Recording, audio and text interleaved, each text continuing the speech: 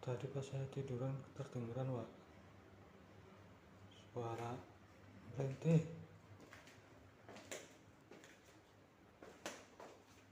Gimana ya Wak?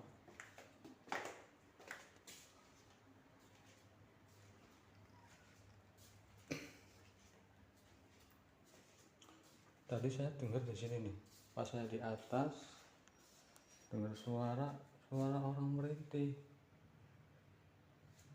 Tapi gimana ya? Aduh ya Allah, saya takut banget nih.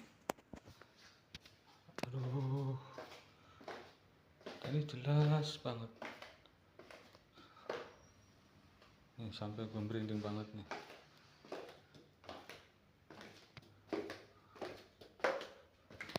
Ya Allah, ini saya di tempat kerja saya sendiri nih.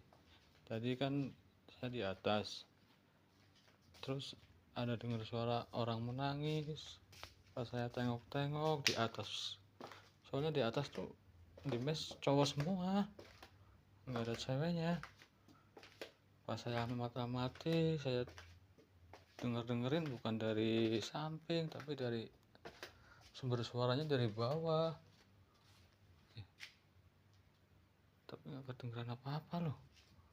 Astagfirullahaladzim, merinding banget nih gue nih. Aduh, ini yang merinding bro. Aduh.